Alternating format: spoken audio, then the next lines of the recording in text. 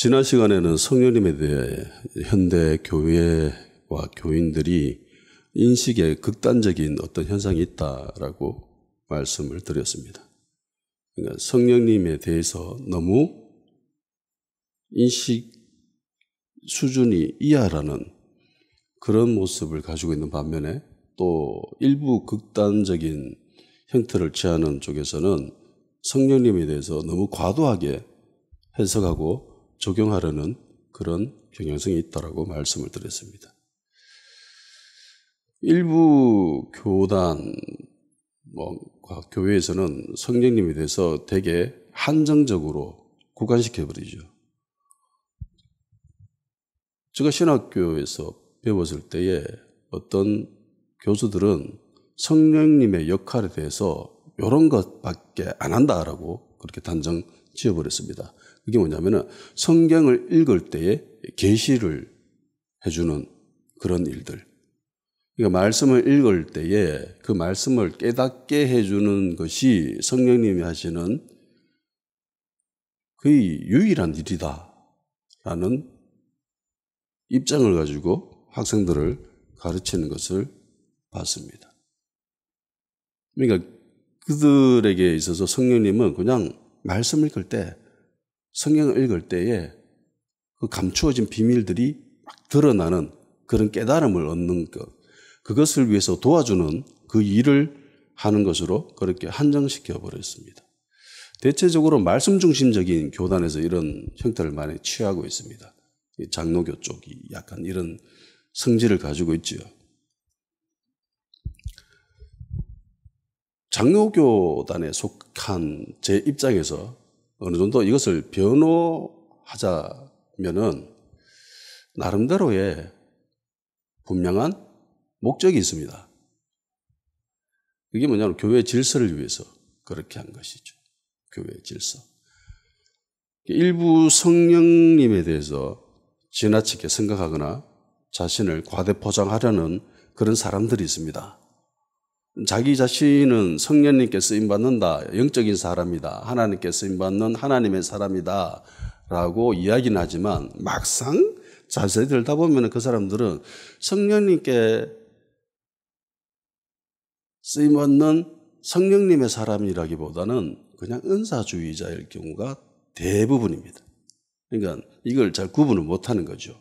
은사가 있는 것과 성령님의 그런 움직임에 그렇게 민감하게 반응하는 성령님의 사람과는 이걸 잘 구분하지 못함으로써 오는 그런 어려움.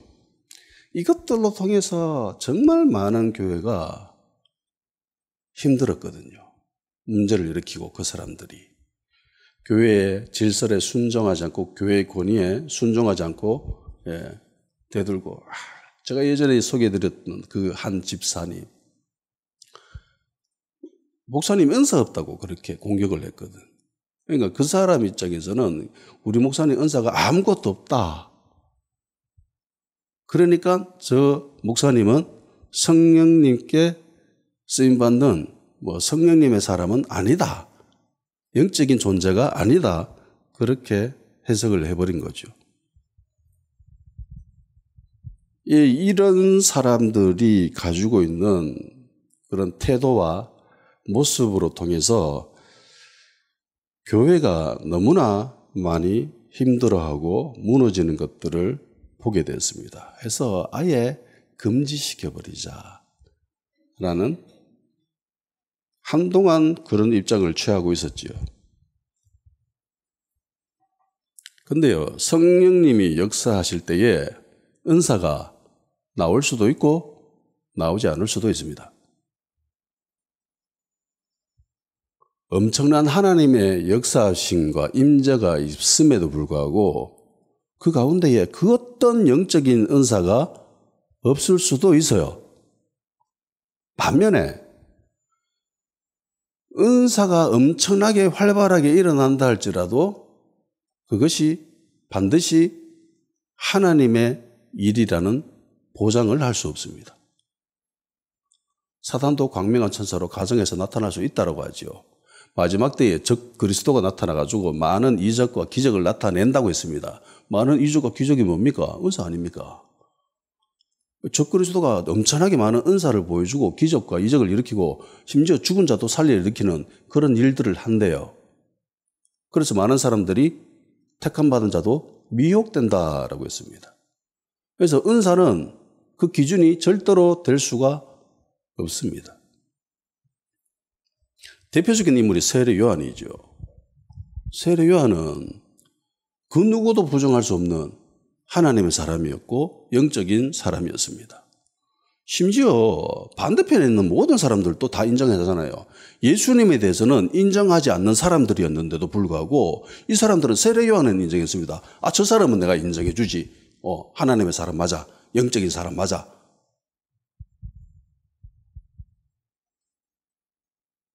심지어 세례 요한을 참수해 죽였던 그 왕조차도 세례 요한의 말을 굉장히 깊이 있게 받아들이려고 하죠. 뉘우쳤다, 아파했다, 그렇게 이야기합니다. 그런데 세례 요한에게 그 어떤 영적인 은사가 있었습니까? 세례 요한이 기적이나 이적을 일으킨 일들을 성경에서 기록하고 있어요? 없죠. 세례 요한의 삶을 살펴보면은 이 사람의 삶 속에서는 그 어떤 영적인 은사가 없습니다. 그냥 삶을 통해서 말씀을 실천하는 것밖에 없습니다. 그게 전부예요. 세례 요한에 대해서 구약에서 이렇게 기록합니다. 이사야 40장 3절 외치는 자의 소리에 이르되 너희는 광야에서 여호와의 길을 예비하라. 사막에서 우리 하나님의 대로를 평탄하게 하라. 그러니까 이 사람은 왕이 올 때에 그 왕 앞서 보내심을 받은 그런 사람이고 길을 평탄하게 하는 사람이죠. 그리고 광야에 외치는 자의 소리다라고 이야기를 합니다.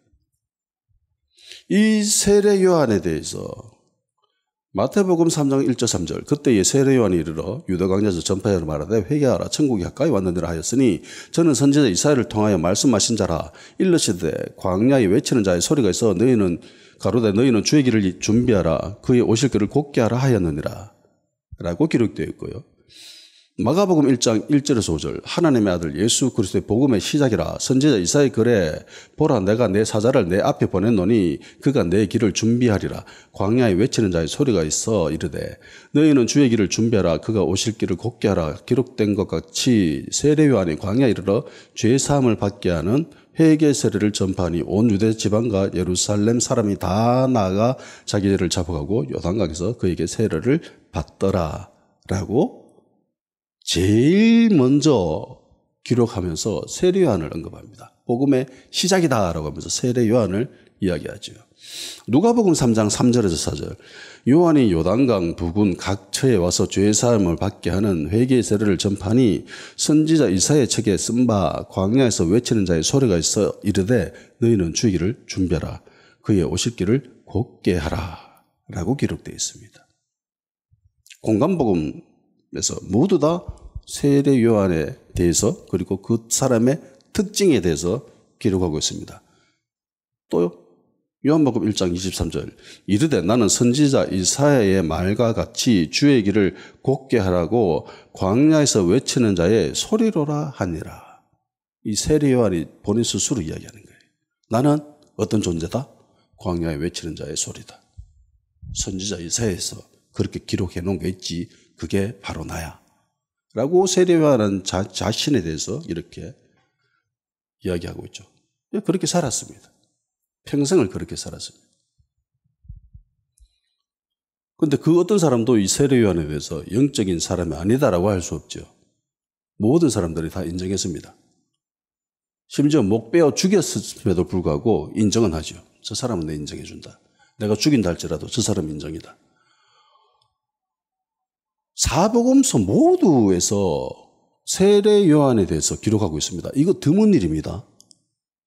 공간복음은 공통적인 관점이 있다고 해서 공간복음이라고 그렇게 묻고요. 그래서 이 공간복음, 마태복음, 마가복음, 누가복음에서 일어나는 일들이 겹쳐져 있을 때가 굉장히 많습니다. 그런데 요한복음에는 없는 것들이 대부분이죠. 이 사복음서에서도 공이 다 기록되어져 있는 것들은 그렇게 많지는 않아요. 예를 들자면은 십자가, 부활, 오병이의 기적, 그리고 베드로 장모 치유하는 것, 그리고 예루살렘 입성하고 성전을 정결케 하시는 그 일들, 초의 만찬, 빌라도의 재판, 향유 옥파 등등등 이런 것들이 있지. 심지어 예수님의 탄생에조차도 마가복음에는 없죠. 마가복음에는 기록하지 않습니다. 그러니까 이 공간복음 모두에서 기록되어 있다라는 것은 이게 어떤 의미죠? 중요하다라는 거죠. 중요하다. 이 저자들이 세례 요한에 대해서 어떤 생각을 하고 있는지, 이 사람의 비중이 어떤지에 대해서 보여주는 일들인 거죠. 그런데 세례 요한은 영적인 사람이고 하나님의 사람이고 적들조차도 인정해주는 그런 사람이었지만은 은사가 없죠. 은사가 없습니다. 치유의 은사도 없고 귀신 쫓아내는 능력도 없었고 기적을 일으킨 적도 없습니다. 그저 말씀 사역이 전부였어요. 말씀 사역. 말씀을 통해서 사람들이 회개하고 하나님께 나오게 하는 그 일이 세례 요한이 한 일의 전부입니다. 그런데 은사가 없다고 이 사람이 하나님의 사람이 아닙니까?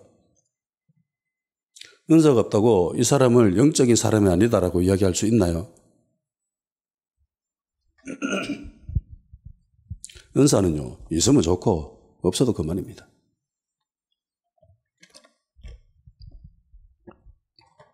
이것이 절대로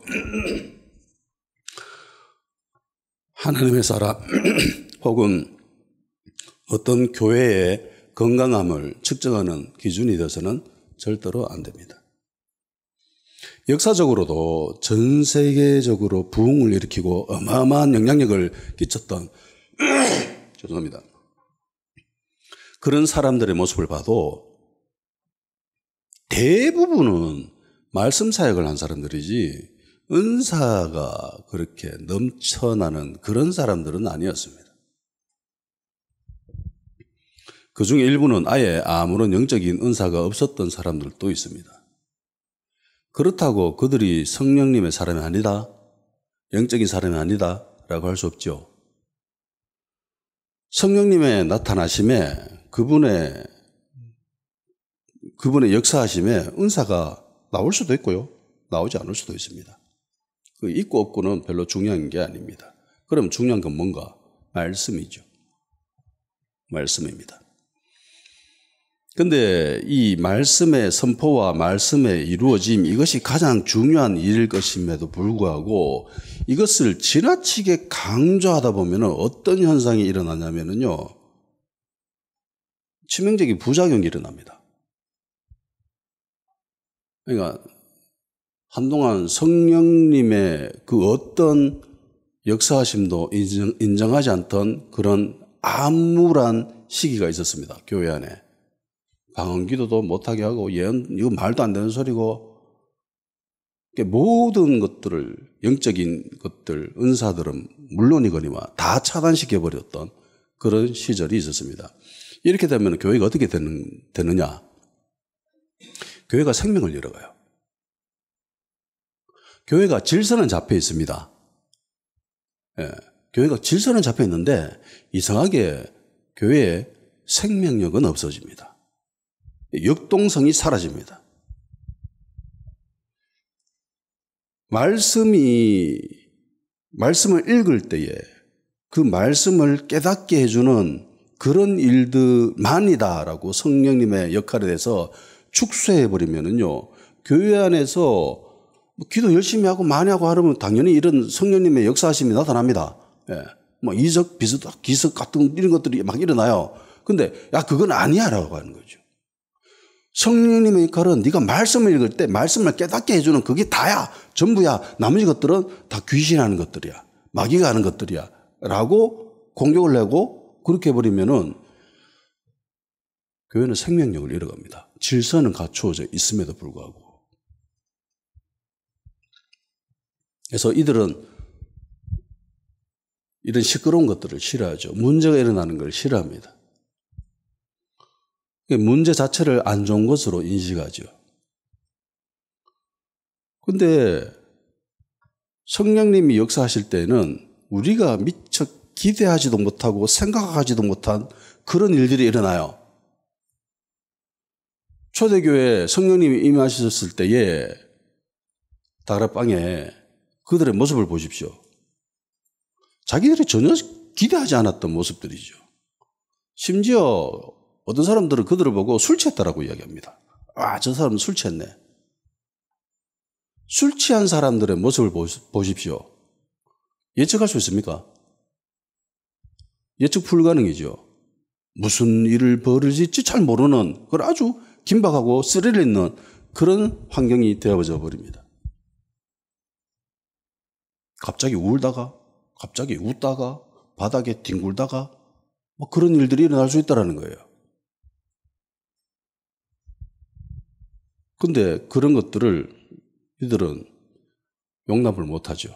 아니야, 성령님의 역할은 네가 말씀을 볼 때에 말씀을 깨닫게 해주는 그게 성령님이 하시는 일이지 네가 이렇게 방언하고 바닥에 뒹굴고 막 울부짖고 이거 하는 거 이거 다 마귀가 하는 것들이야 라고 해버린다면은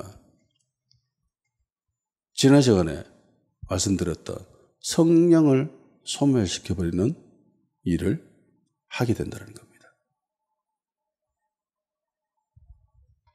그래서 이런 교회들은요, 질서는 있습니다. 근데 생명력이 없어요. 조용하죠. 공동묘지에는 그 어떤 문제점이 없죠. 질서를 정말 잘 지켜가지고 좌우 정렬 딱 떼가지고 반듯하게 누워있는 시체만 있습니다. 무덤만 있습니다. 그러니까 마치 교회가 묘지처럼 돼버리는 거예요. 생명력 없이. 아이들을 보십시오. 갓 태어난 아이들 그리고 조금 양육시켜서 했을 때 우리 첫째가 정말 이렇게 왕성했습니다. 생명력이. 하루 일과는 아침에 딱 눈을 뜨면 집안에 있는 모든 서랍장을 다 열어가지고 다 끄집어내요. 옷, 양말 다 끄집어내요. 안에 있는 서랍에 있는 이상한 물건들 있잖아요. 그거 다 끄집어내. 그러면 애 엄마는 그걸 가만히 보더라고. 그리고 애들 다 끄집어내면 또 뒤에 가가지고 조심스럽게 하나씩 집어넣어요. 저는 그거 못 보거든요. 근데 와, 엄마는 대단했어. 이 일을 몇 년 동안 하더라고, 애가. 왜 그 짓을 할까요? 저는 그거 보면서 막 돌아버리겠는 거라. 애가 왜 그렇게 할까요? 왜 다 어지를까? 생명력이 있으니까. 힘이 넘치니까 이거를 막 표현하는 거예요. 성장이라는 게 뭘까요? 양육되어진다는 게 뭘까요? 생명력을 유지한 채 질서를 배워가는 과정이 양육 아닙니까? 교육 아닙니까? 훈련 아닙니까? 생명력만 있고 질서가 없으면 그건 문제지요. 근데 질서만 있고 생명이 없으면 이것도 문제지요. 아이들은 생명이 있습니다. 생명이 있는데 그 생명을 먼저 표출하라고 해야지 그 생명력을 가지고 야, 질서 지켜야 돼. 질서 지키면서 그거 해야지 라고 그 생명력을 표출하는 그 어떤 행위도 용납하지 않는다면은 그건 문제지요. 심각한 문제가 됩니다.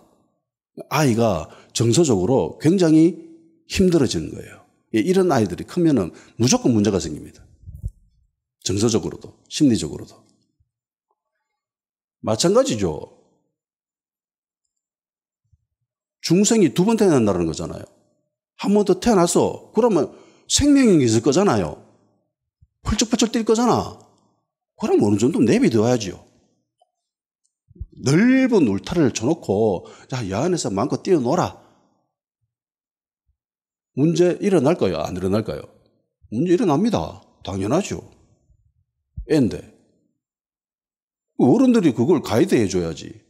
근데 그걸 못하게 다 막아버리고 안 돼, 안 돼, 안 돼, 하면 안 돼, 하면 안 돼. 다 줄여가지고 요 쪼매난 네모 칸에 딱 집어넣고 여기서 절대로 움직이지 마. 오로지 말씀 읽고 말씀 읽을 때 깨달음 얻는 그게 진짜야 라고 해버린다면 제대로 클까요? 이게 교회가 했던 치명적인 실수였습니다. 이거 하면 안 되는데 넓은 울타리를 쳐놓고 야 뛰어놀아 라고 하고 선 넘어가면 그때 가가지고 요 선을 넘으면 안 돼. 요건 안 돼. 요거는 하면 안 되는 거야. 라고 해주고 다시 안에 들어가서 여기서도 뛰어놀아. 라고 그렇게 가이드해주고 인도해줘야 되는데 이 역할을 못한 거예요. 울타리를 어떻게 쳐야 되는지도 모르고 어떻게 뛰어놀아야 되는지 어떻게 가이드해줘야 되는지 잘 모르는 거죠. 교회가. 이렇게 되면 교회가 생명을 잃어버립니다. 마치 유럽 교회처럼 생명을 잃어버립니다. 이 위치와 정반대적인 곳에서 또 일으키는 문제들이 있지요. 성령님에 대해서 영적인 일들에서 지나치게 포장하려고 하는 그런 사람들이 있습니다. 하나님께 쓰임받고 있다라고 해서 내가 하는 모든 것이 다 하나님의 뜻이 아니죠. 아닙니다. 다윗이 하나님께 쓰임받은 사람입니다. 하나님께 특별한 은총을 받은 사람입니다. 그런데 다윗이 한 모든 일들이 다 하나님의 일입니까? 아니죠. 다윗이 하나님의 뜻에 맞게 살 때야 그때에 하나님의 일인 거지. 다윗이 지 마음대로 하고 죄를 지른다고 해서 그게 하나님의 일은 아니잖아요. 모세는 하나님과 대면한 사람입니다. 그러니까 얼굴과 얼굴을 맞댄 사람이에요. 유일한 사람입니다. 그런데 모세가 한 모든 일들이 다 하나님의 뜻입니까? 아니죠. 모세가 가나안 땅에 들어갑니까? 못 들어갑니까? 못 들어가요. 왜요? 열받아가지고 망치를 가지고 지팡이를 가지고 바위를 쳐가지고 그래서 물을 냈거든. 하나님이 그 모습을 보고 니 이제 못 들어간다 해버립니다. 니 못 들어가. 평생의 소원인데 자기가 이 일로 40년 동안 고생을 했는데 유일한 소망이 될 수 있는 그런 일들이에요. 그럼에도 불구하고 하나님은 니 안 돼라고 해버립니다. 왜? 하나님이 원하셨던 일이 아니었거든요. 근데 그 일을 해버렸어. 근데 그 일 자체의 열매는 그렇게 크게 나쁜 건 아니었습니다. 뭐 그럴 수도 있지. 그 넓은 관점에서 보면 뭐 그럴 수도 있잖아. 뭐 모세라고 열한 받을 수 있냐? 모세도 인간인데 뭐 화나가지고 그렇게 열받아가지고 뭐 그렇게 칠 수도 있지.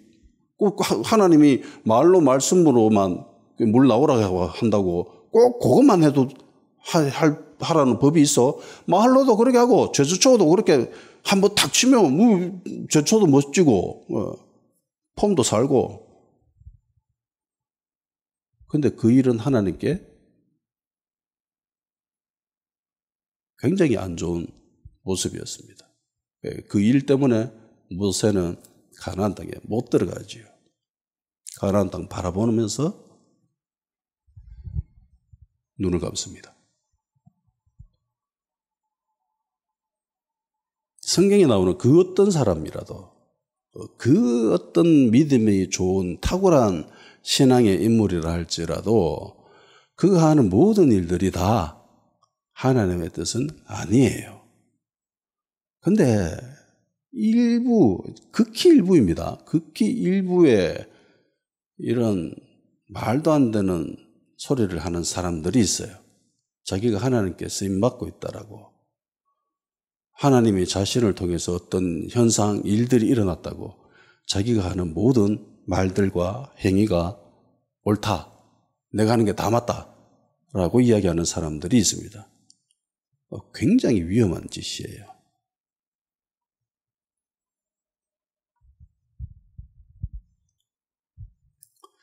특별히 집회를 인도하는 사람들 중에 이렇게 사람들을 현혹시키는 사람들이 있습니다.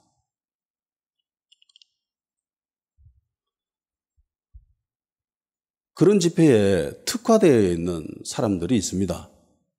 그 사람이 인도하는 집회를 가보면은 그런 느낌을 받아요.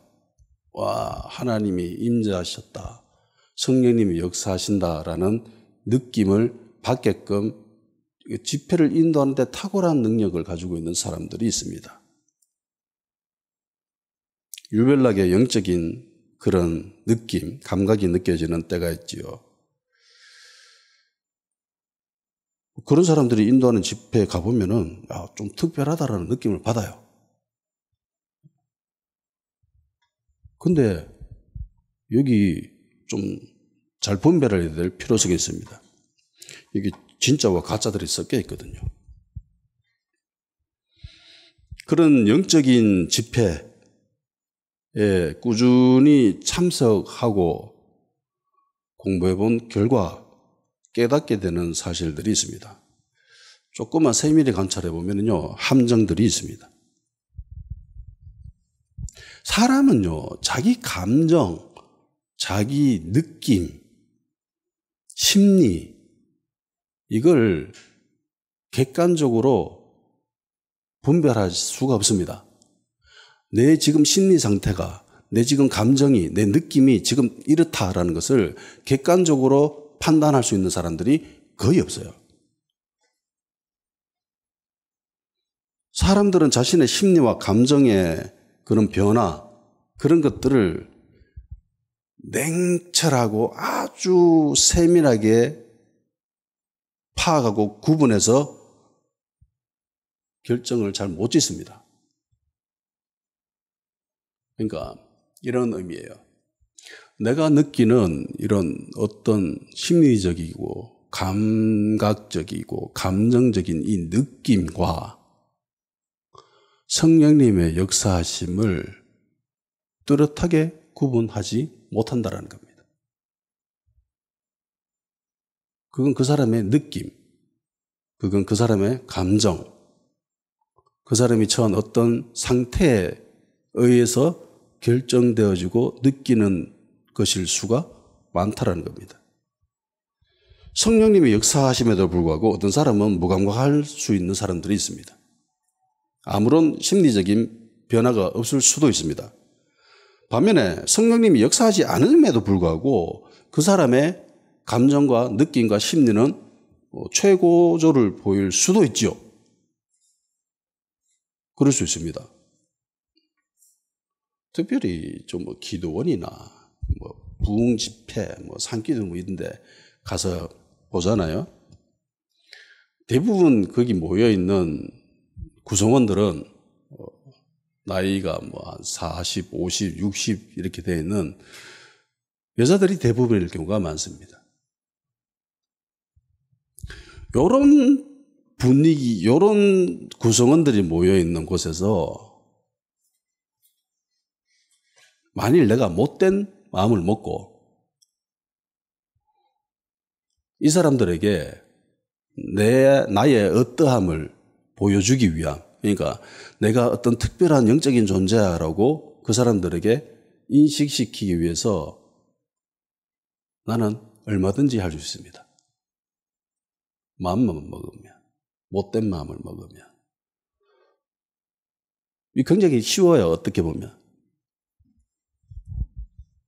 그러니까 찬양을 일단은 뽕짝 느낌 나는 찬양으로 딱 구성해야 됩니다. 처음에 빠른 거. 그러니까 관광버스에서 아줌마들이 막 춤추는 그런 템포 있잖아요. 그런 뽕짝스러운 찬양들이 있습니다. 그거를 한 몇십 분 동안 틀어요. 계속 그걸 찬양 인도하면서 막 사람들을 흥분시킵니다. 박수 치면서. 박수 필수입니다. 예. 그러면 이게 약간 무당들이 굿할 때의 모습과 비슷해집니다. 영적인 흐름이, 분위기가. 그렇게 딱 만들어 놓고, 그리고 사람들의 마음을 호흡하는 찬양들을 쫙 이끌어가요. 그러면요, 제가 생각할 때 80% 이상은 성공합니다. 이 사람들은 어떤 느낌을 받아요. 어떤 감정의 변화를 무조건 받습니다.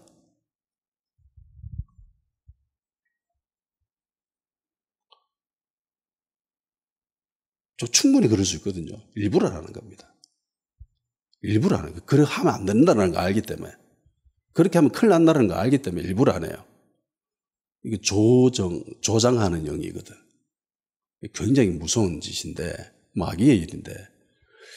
근데 요런 일들을 하는 인도자들을 제가 경험했습니다.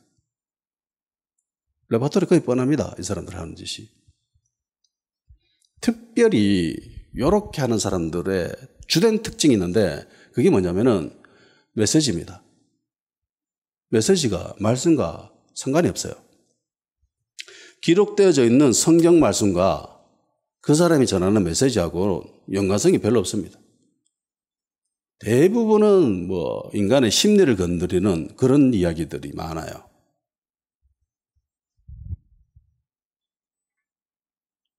이런 집회 참석해 보면은 정말 기분이 안 좋습니다. 나와버립니다.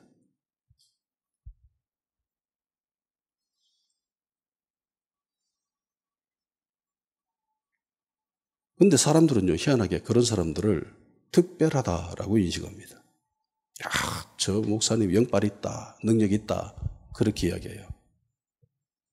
영적인 사람이다라고 이야기합니다. 근데 그 집회에 인도하는 사람들은요, 영적인 사람이기보다는 그냥 기술자입니다. 물건 잘 고치는 사람들 있죠. 휴대폰 고장나면 고치는 사람, 컴퓨터 고장나면 잘 고치는 사람들 있잖아요. 그렇듯이 그 사람들은 스킬이 있어요.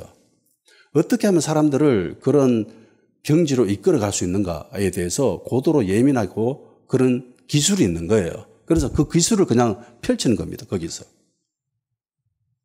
그러면 대체로 그런 분위기로 몰아가요. 사람들은 거기로 갑니다. 의도한 바대로. 이거 굉장히 위험한 건데 그렇게 합니다. 어떻게 하면 사람들을 감동시키는지, 심리적으로 그 사람들이 어떤 형태를 취하는지 그걸 너무나 잘 알고 있기 때문에 그런 감각이 아주 발달되어 있는 사람들이거든요. 그 스킬을 잘 이용합니다. 그래서 그 기술을 펼치는 거예요. 그 집회에서.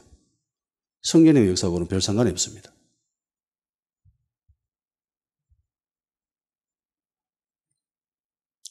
그래서 그들이 저지르는 치명적인 실수는 성령님의 역사심을 자신의 방법으로 컨트롤할 수 있다고 생각하기.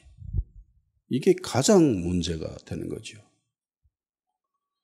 집회를 인도하는 자가 가져야 될 것은 성령님에 대한 그런 예민한 날카로운 감각일 뿐입니다.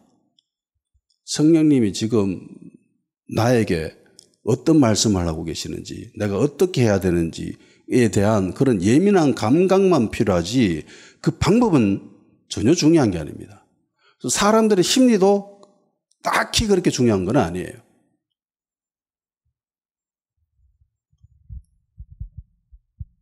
근데 교회 안에서 일어나는 다양한 일들에 대해서 너무 엄밀한 잣대와 기준을 가지고 평가하고 판단할 필요는 없습니다. 제가 앞서 이야기했듯이 좀 넓은 울타리를 쳐 넣어야 되죠. 거기서 뛰어넣어야 됩니다. 제가 이야기하고 있는 이런 엄밀한 경우는 인도하는 자들, 집회를 이 사람들에게는 굉장히 엄밀한 잣대를 요구해야 됩니다. 대신에 교회 안에서 성도들이 이런 영적인 일에 흥미를 가지고 막 관심을 가지고 추구하면서 들어갈 때에는 좀 울타리를 넓게 쳐놓고 그냥 지켜봐야 되는 거예요. 예수님도 말씀하시지요. 밭에 가라지가 있다. 그러니까 제자들이 저 가라지 뽑아버릴까요? 라고 할 때에 예수님이 냅둬라. 저거 뽑다가 멀쩡한 곡식까지 뽑을 수 있다. 그러니까 냅둬라라고 하죠. 그러니까 밭에는 가론유다는 섞일 수 있습니다. 그 밭에는 가라지가 얼마든지 있을 수 있어요. 근데 저 가라지를 왜 놔둡니까? 저거 뽑아야지요 라고 하는 사람들이 있지요. 정리하고 싶은 거죠. 저 사람 없으면 교회가 좀 괜찮아질 건데 좀 정리합시다 라고 이야기하는 사람들이 있습니다. 분명히 저 사람을 통해서 어떤 문제가 일어나고 힘들어지고 있는 것들이 있기 때문에 지금 어떻게 좀 해야 되는 거 아니에요? 라고 정리하려고 하는 사람들이 있죠. 근데 예수님의 말씀은 뭐예요? 냅둬라는 거죠. 냅둬라. 교회 안에 별별 이상한 사람들 다 있다. 야, 나도 가론유다 뽑았다 아이가. 근데 그게 해놨다 그냥. 뽑아내는 게 아니라 내 스스로 그 사람을 택했지만은 그럴 수 있어. 냅둬. 굳이 뽑으려고 하지 마. 굳이 정리할 필요 없어. 완벽한 정리는 천국에서 이루어집니다. 왜? 거기에는 어떤 어두움조차 없기 때문에 완벽한 정리가 된 상태죠. 이 땅에서는 정리가 안 됩니다. 어지러운 채로 그래 살아야 돼요. 스위스 루체른의 한 교회에서 요즘 유명한 인공지능 AI 기술을 활용한 예가 있습니다. AI 예수라는 프로젝트를 진행했습니다. AI에게 예수님에 대한 데이터를 다 집어넣은 거죠. 한 교회 안에, 가톨릭 교회예요. 상당히 여기 고해성사 하는 데 있잖아요. 고해소에 AI 예수 아바타를 등장시켰습니다. 교회에 방문한 신자들은 AI 예수와 대화를 할 수 있습니다. 언어도 훈련시켜가지고 1000개 이상의 언어를 구사할 수 있다라고 했답니다. 이 성경에 나오는 예수님에 대한 기록들이 다 입력되어 있는 거예요. 그래서 신자가 고해소에 들어가가지고 질문하면은 예수님의 모습이 나타나요. 그리고 그걸 듣고 예수님이 답변해주는 그런 일들을 했답니다. 컴퓨터, 마이크, 스피커 설치해놓고 그리고 대학교의 연구진들과 교회와 합쳐가지고 이런 프로젝트를 진행을 했습니다. 2달 동안 1000명 이상의 사람들을 테스트를 했답니다. 근데 이제 거기 고해소에서 온 사람들은 그걸 알지요. AI 예수라는 걸. 근데 희한하게 3분의 2가 넘는 사람이 어떤 특별한 영적인 경험을 했다고 합니다. 그리고 나머지 일부의 사람들은 AI 예수님과의 대화가 너무 진부하다라고 평가하는 사람들도 있었습니다. 결국 실험이 중단되어졌습니다. 3분의 2가 넘는 사람이 영적인 경험을 했답니다. AI인 걸 알매도 불구하고. 왜 이렇게 되었을까요? 이를 통해서 알 수 있는 것들이 있지요. 인간은 어떤 특별한 조건과 환경이 구비되어질 때에 이런 영적인 체험을 할 수 있다라는 거죠. 그러니까 제가 앞서 소개한 기술자들이 그런 것들을 잘 알고 있는 사람들이었습니다. 두 번째는 인간이 자기 스스로 영적인 경험이다라고 한 그것이 실상은 영적인 경험이 아닐 수도 있다는 거예요. 그런데 영적인 경험일 수도 있습니다. 그러니까 이걸 인간은 잘 구분 못한다는 거예요. 개인의 영적인 경험, 이거 누가 평가할 수 있습니까? 자기가 그렇게 느꼈다는데 그럼 그런갑다 해야죠. 근데 그게 진짜냐 아니냐라고는 그거 하나님만 아시죠. 우리가 어떻게 합니까?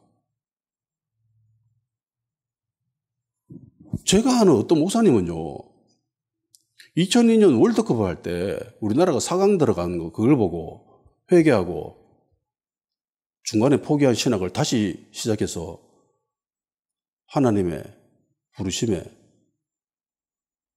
들어간 사람도 있습니다. 지금 목회 잘하고 있어요. 처음에 그거 보고 그거 듣고 약간 웃었거든요. 무슨 우리나라 4강 들어온 거라 하나님하고 무슨 상관이 있어? 라고 했는데 아니 자기가 그렇게 느꼈다는데 그리고 그렇게 잘하고 있어요 지금까지. 그러면 그걸 부정할 수 있어요? 없죠. 그런 거예요. 그러니까 어떤 특별한 사건이 벌어져서 그런데 다른 모든 사람들이 뭐 저건 뭐야 라고 하는데 그 사람만큼은 저게 하나님이 나에게 보내주시는 메시지, 영적인 경험이 될 수도 있는 거예요. 근데 아닐 수도 있다는 겁니다. 중요한 거는요. 그거는 지극히 개인의 것으로 한정시켜버려야 돼요. 하나님이 그 사람에게 준 메시지지 그거를 다른 사람들에게 모두 동일하게 적용되어지는 보편적인 경험, 진리는 절대로 될 수 없는 거죠. 야, 월드컵 4강 들어갔잖아. 이거 하나님 하신 거라고. 그 사람의 일이지, 그거는. 나하고는 상관이 없는 거예요. 마치 요즘 유행하는 그런 것처럼, 야, 나 오늘 우울해서 빵 샀어.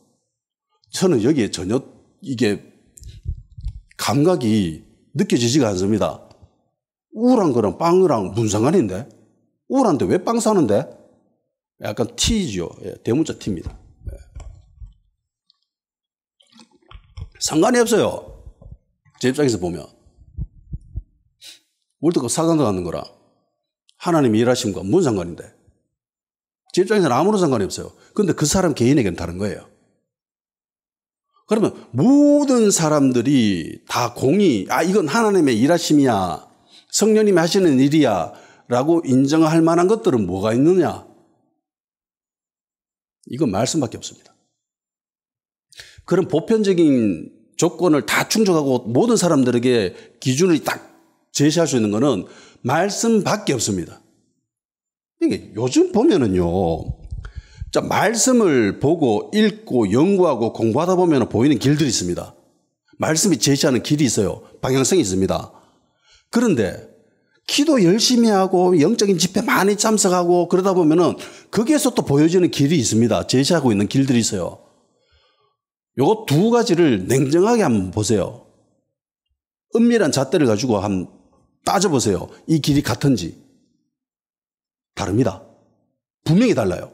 지금 소위 대한민국이나 미국이나 뭐 영적인 집회를 추구하는 그런 사람들 있지요. 영적인 집회 참석하고 하는 사람들. 그 사람들이 가리키고 있는 방향성과 성경이 이야기하고 있는 방향성이 안 같아요. 달라요. 왜 이런 현상이 일어날까? 저는 그럴 수밖에 없다고 생각하는 사람입니다. 그럴 수밖에 없어요. 영적인 것들을 추구하면은요, 하나님도 역사하시지만 마귀도 역사합니다. 마귀도 틈타요. 마귀가 그거 좋아하겠습니까? 하나님의 일에 막 난리 나는 걸. 마귀도 영적인 존재지요. 하나님도 영적인 존재지만 마귀도 영적인 존재입니다. 하나님도 잠도 안 주무시고 쉬지 않으시고 일하시지만은 마귀도 똑같이 그렇게 하고 있어요. 영적인 문을 여는 그 일에 하나님도 그 문 열린 그 문으로 통해서 사역하시고 역사하시지만은 마귀도 그 열려진 문을 통해서 끼어들어옵니다. 가라지 역할을 해요.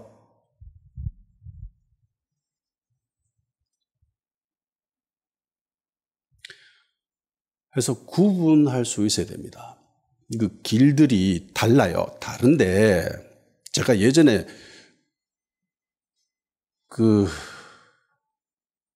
마리아 집에서 기도한 기도 특공대들 베드로가 감옥에 갇혔을 때에 그 마리아 집에서 기도한 밤새도록 기도한 그 기도 특공대들이 다 종의 이야기를 듣고 뭐라고 합니까? 롯의 이야기를 듣고 네 미쳤다라고 하죠. 영적인 사람들이잖아요. 교회 안에서 가장 영적인 사람이고 가장 믿음 좋고 가장 신앙 좋은 사람, 하나님의 뜻을 가장 잘 알고 있다고 하는 사람들만 모아가지고 특별히 목숨도 내놓을 수 있을 만한 그런 담대한 믿음을 가지고 있는 그런 사람들만 모아가지고 했는데 이 모든 사람들이 다 하나님의 뜻을 모르죠. 모릅니다. 롯에만 알죠. 그러니까 그 사람들도 그 집회 가운데에 그 기도하는 그 모임 가운데에 어떤 흐름, 방향성 그걸 느끼고 있었어요. 그래서 모든 사람들이 그 어떤 한 사람도 롯의 이야기에 그래 그럴 수도 있지라고 이야기하는 사람이 없죠. 다 무슨 소리 하노? 미쳤지? 라고 부정해버립니다. 그렇게 영적인 사람들이, 그렇게 기도 많이 하는 사람들이 이렇게 될 수 있어요. 그러면 이 두 방향성이 약간 달라. 그러면 어떻게 될까요? 무조건요, 말씀이 가르치는 방향으로 가야 됩니다. 이게 큰 방향은 같을 거예요. 예. 큰 방향은 동편 쪽입니다. 근데 동남 쪽이냐 아니면 동북 쪽이냐 뭐 이건 약간 다를 수 있어요.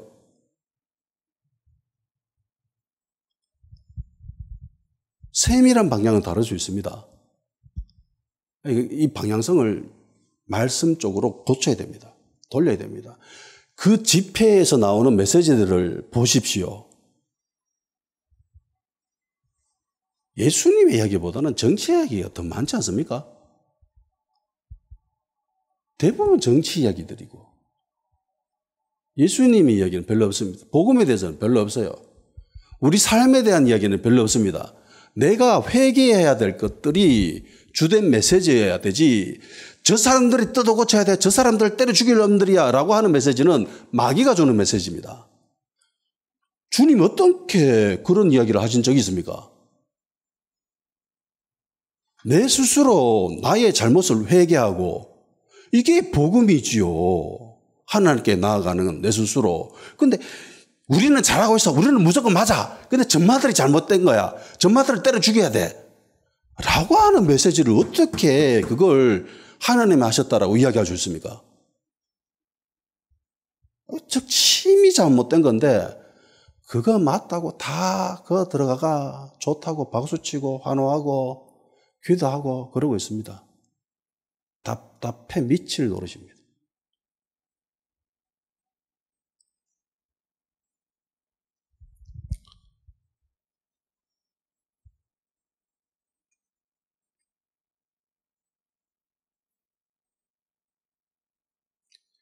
흔히 우리가 하나님이 하신 일, 성령님이 하셨다라고 하는 그 일에 대해서 어떻게 보면 편견을 가질 수도 있습니다. 이런 거예요. 우리가 보통 하나님 하셨다, 성령님 하셨다라고 인정하는 일들은 대부분 뭐 불, 바람, 지진 같은 그런 것들입니다. 이 정도면 인정해 주지 라고 하는 것들이에요. 그러니까 대부분 사람들이 약간 기적, 영적인 것, 초자연적인 그런 현상들, 그런 것들이 나타날 때에, 그런 것들을 경험할 때에 이건 하나님 하셨어, 성령님 하신 거야 라고 인정하는 그런 상황들이 있지요.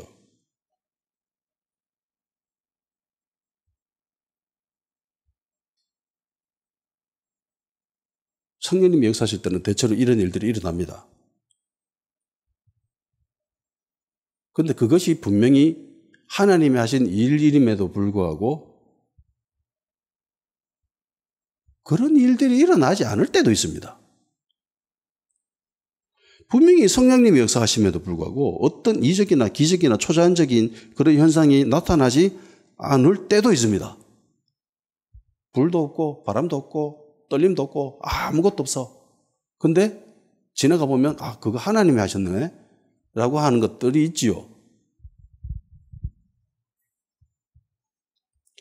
자, 오늘 본문을 한번 봅시다. 28절에 이렇게 되어 있죠. 성령과 우리는 이 요긴한 것들 외에는 아무 짐도 너에게 지우지 아니하는 것이 옳은 줄 알았노니 라고 이야기를 합니다. 자, 이면서 이 메시지를 이방교에게 전하고 있죠. 우리가 한 이 결정은 누가 했다고? 성령과 그리고 우리가 했다. 초대교회 지도자들이죠. 사도들과 장로들이 예루살렘 교회에서 공식적으로 선포합니다. 자, 이 결정은 첫째 성령님 하신 거야. 그리고 우리가 결정해서. 그런데 본문의 내용을 한번 보십시오. 우리가 흔히 알고 있는 야 이거 하나님 하셨네. 이거 성령님이 하신 거야 라고 하는 기적, 이적, 초자연적인 현상이 있었습니까? 불, 바람, 지진 이런 것들이 있었어요? 없지요. 심지어 모든 사람들이 이렇게 얘기합니다. 성령님이 역사하시려면 반드시 무조건 기도해야 돼 라고 이야기합니다. 야, 기도하지 않고는 절대로 성령님이 역사하지 않으셔 라고 이야기합니다. 그걸 우리는 진리로 받아들이고 있었어요. 그런데 보십시오. 이거는 성령님이 하신 결정이야 라고 했죠. 근데 이 모임에 기도한 적이 있습니까? 예루살렘 교회가 다 모여가지고 우리 이 일을 위해서 기도합시다라고 결정했나요? 아니죠. 기도한 적이 없습니다. 금식한 적도 없고 불 나타난 적도 없고 바람 나타난 적도 없고 지진도 없었어요. 아무런 초자연적인 현상도 없었습니다. 그런데 예루살렘 교회 지도자들이 뭐라고 합니까? 이 결정은 성령님이 하셨다라고 하죠. 이거 어떻게 알았죠? 분명히 이 당시 교회 지도자들, 인도자들, 사도들과 장로들은 알았습니다. 자신들의 느끼는 이 감각, 생각과 하나님의 영, 성령님이 하시는 그 생각, 그 계획, 이거를 잘 구분하고 있을 수 있습니다. 지난 시간에 얘기했죠. 바울, 야 이거는 내가 하는 이야기야. 야, 이거는 하나님 주신 말씀, 메시지, 명령이야. 이거 구분할 수 있었습니다. 우리는 이거 구분 못하잖아요. 그런데 그들은 구분할 수 있었어요. 이거는 이 결정은 성령님 하신 거야 라고 구분할 수 있었고요. 그렇게 이야기를 합니다. 그런데 현대 우리는 이걸 잘 구분을 못합니다. 어떤 아무런 기도도 없었음에도 불구하고 이들은 아주 단언컨대 이야기하죠. 이건 성령님의 결정이야.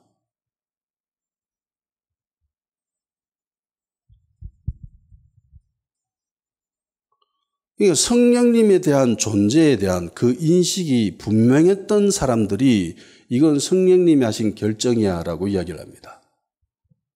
기도도 안 했는데 금식도 안 하고 초자연적인 그 어떤 일들도 없었음에도 불구하고 이건 성령님의 결정이야 라고 이야기를 하죠.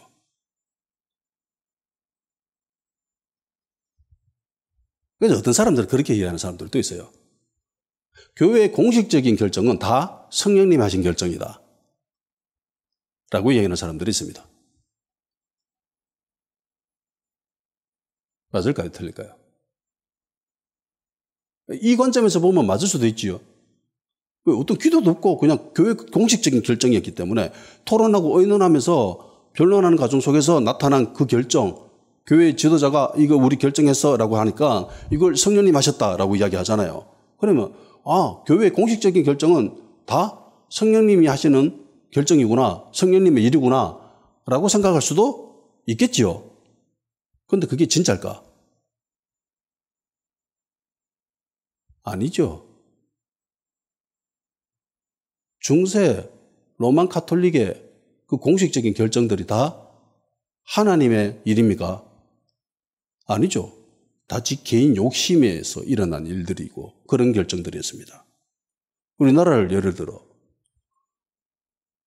신사 참배 하자라고 교회가 공식적으로 결정합니다. 교단이 공식적으로 결정합니다. 그거 하나님의 뜻이에요?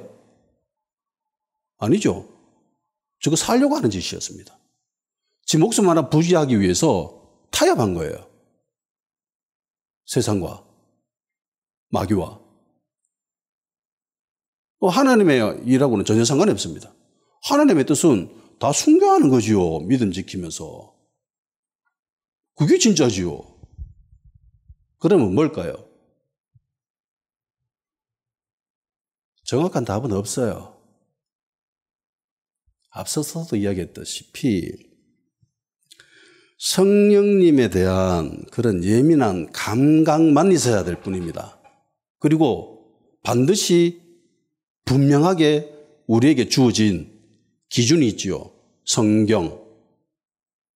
성경이 기록하고 있는 그 방향성, 그 가르침, 그 메시지와 벗어나지 않는 가운데에 예민한 날카로운 성령님에 대한 감각이 있어야 됩니다. 그래서 교회 공식적인 결정이라고 다 이게 하나님이 하신 것도 아니에요. 그런데 이들은 알고 있었습니다. 이거는 성령님이 하신 거야.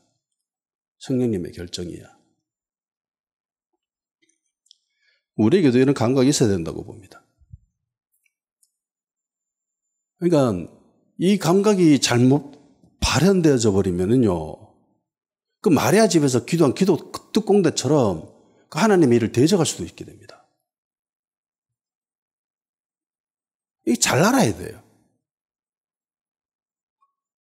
그 당시 현장에 들어가 보면은 로데의 말이 옳을 것처럼 보이겠습니까? 아니면 기도 특공대가 하는 그 말들이 옳게 보이겠습니까?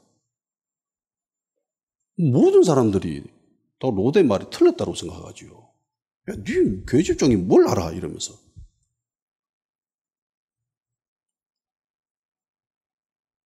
근데 그 사람만이 진실을 볼 수 있었죠. 너무 영적인 일에만 몰두하면 안 됩니다. 너무 영적인 일에만 파고 들어가면요, 마귀가 틈탈 수 있습니다. 기도한 사람들이 기도 안 했을까요? 기도했습니다. 엄청나게 기도한 사람들이 있죠. 기도만 했는 사람들입니다. 기도만 하니까 어떻게 됩니까? 현실을 못 보죠. 현실을 못 봐요. 현실을 보고 영적인 세계를 보고 이거를 맞춰가야 되는데 그걸 못하는 거예요. 집에 참석하고 있는 대부분의 사람들은 현실을 부정해버립니다. 현실을 보는 눈이 막혀버렸습니다. 영적인 세계만 몰두하고 탐닉하고 있어요. 거기 맞들어가지고. 두 가지를 다 볼 수 있어야 됩니다. 지혜와 계시형이 열려가지고 지혜롭게 세상을 바라볼 수 있어야 되고요. 영적인 눈이 떠여지고 영적인 눈이 밝아져가지고 계시가 임해가지고 영적인 비밀도 알고 있어야 됩니다. 이게 균형 잡혀 있어야 되거든요. 그런데 이게 안 돼. 한쪽에만 파고 들어가가지고. 이게 문제라는 겁니다.